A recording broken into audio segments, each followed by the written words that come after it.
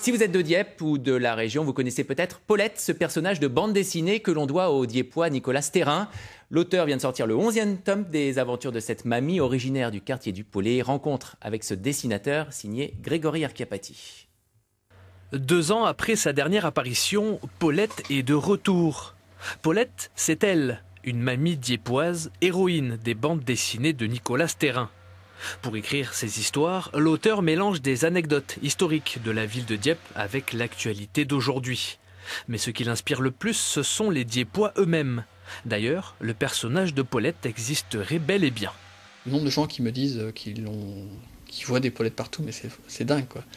Et c'est jamais la même personne, donc je pense qu'il y a plein de Paulettes en fait à Dieppe. Voilà. Il y en a beaucoup. Mais parfois c'est des attitudes, des façons de marcher avec leur caddie, avec leurs chiens, des façons de râler aussi, toujours de bougonner. Voilà. Et ça, il y en a beaucoup. Il y a beaucoup de gens comme ça à Dieppe. Ouais. Donc c'est rigolo. Ouais. Ce nouveau tome, sorti au mois de mai, est le 11e d'une série entamée il y a maintenant 11 ans. Comme son nom l'indique, l'héroïne revient dans son quartier d'enfance et lieu traditionnel de Dieppe, le quartier du Pollet.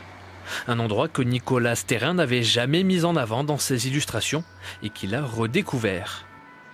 On découvre toujours plein de choses, il y a vraiment plein de rues, on découvre des petites rues, on découvre des petits porches, des porches de maison, vraiment plein de trucs intéressants, quoi.